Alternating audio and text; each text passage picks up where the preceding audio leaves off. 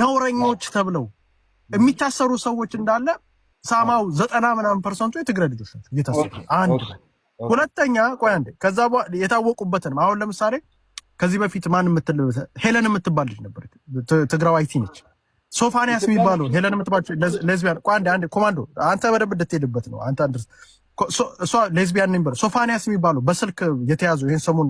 ወንድ ቂጥ ምናምን ብሎ ሲያወራ የተያዘው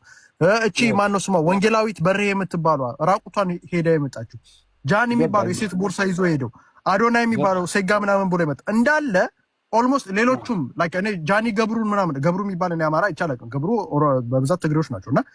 እንዳለ ማለት ይቻላል የትግራይ ልጆች ናቸውና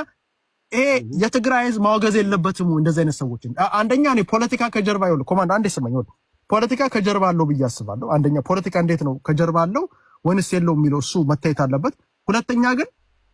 ኮንሲደንስ አይደለም ዝም በላይ የትግራይ ልጆች ብቻ መጥፎ ሊሆኑ አይችሉም ስናያቸው ልጆቹ እንዳለ የሰሩት ስራ ትንሽ ከኢትዮጵያ ወጣ ያለ ነውና እንደ ትግራይ ህዝብ እነዚህን ማውገዝ አይሻልም ኢትዮጵያዊ ብቻ ኢትዮጵያዊ ያወገዘ ነው የትግራይ ህዝቦችስ ማውገዝ የለባቸውም እንደዚህ አይነት ነው አንደኛ የትግራይን ባህል የጠበቀ ትግራይ እንደዚህ አይደለም ማህበረሰቡ ጥሩ ማህበረሰብ ነው ስነ ልቦናው አሪፍ ነው ምናምን እንደዚህ ይሄ ብልግና ምናምን ውስጥ ይሄ ሉጢ ምናምን እንደዚህ አይነት ነገር ያለበት ነገር አይደለምና do you think አንተ እንደ አንድ ኮማንዶ እንደ አንድ የትግራዋይ ልጅ እነዚህ ልጆች የትግራይ ህዝብ እንደ ትግራይ ህዝብ የትግራይን ህዝብ አይወክልም ብለው ማወገዝ የለባቸውም ብለህ ታስባለህ ላይክ አሁን ለምሳሌ የትግራይ ህዝብን አሁን ሞር እየተሳለ ያለው በጣም በመጥፎ ነገር ነውና እንዴት ታየዋለህ ለማለት ነው እንደው ኦኬ አሁን ማለት ነው ታዲያ እኔ ያላጠቃልልም እንዴ አታሱቁ እንደበለን ታሚቱ ነው ግበሩ አታታይና አخنደ አንዴ ከሱ በኋላ አንዴ በርሳች እንሄድበታለን ችግር የለም በርሳች ካንተ ጋር በደም ሊታርጌ ሰምቻለሁ ሐሳቤ ጋር እንዳትገባ አስጨርሰኝ እሺ ሲጀመር አውግዘናልኛ ከመታሰር በፊት አውግዘናል እነዚህ ሰፋኔ ምናምን ትላቸው እነዚህ ዓለም ያቃቸው ምናምን ነገር የአማራ ልጆች ናቸው አንዱ ትግራዋይ አዶናይ ብቻ ነው ስለ አዶናይ ደግሞ የኛ ቡጹ አሁን የአባታችን ከመታሰር በፊት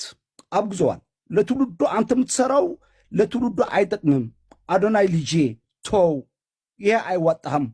ልክ በማግስቱ አክሱም ሂዶ ከነጨማው ወደ ቤተ መቅደስ ሲገባ ሰውየው ጳጳሱ አውግዞታል አይኖ ይሄ ልጅ ማለት ነው ቢሰቀልም እኔ ግዳይ አይለኝም ምክንያቱም የሚያለቅስ ህዝብ አለኝ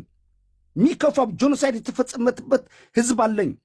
ለህዝቤ አባትና እናቱ በጦርነት ላጣ ህፃን ዳቦ የሆነውም የአዶናይ ፈምስ ሰግጥ ይሰቀል ቢፈልግ ማለት ነው እኔ እውነት ነው የምናገረው ገባ ግን አዶናይ ብቻ አይደለም የታሰሩ ሰዎች እንዳለ ትግራይ ልጆች አንድ አስጨርሰኝ አዶናይም ብቻ ነጠለ ነው አምጥተው አዶናይማ እንደውም እኮ ጃኒ የሚባለው ጃኒ አማራ አይደለም ምንድነው የምትወራው ሶፋንያስ አማራ ናቸው አታጠቃቀም አማራ ናቸው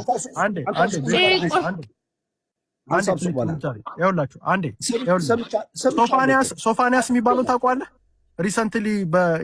ከወንዶች ጋር ምናምን ውስጥ ለውስጥ ሲያወራ የነበረ እሱ ታዲያ ትግራዋይ እኮ ነው እናቱ ትግሬ ነው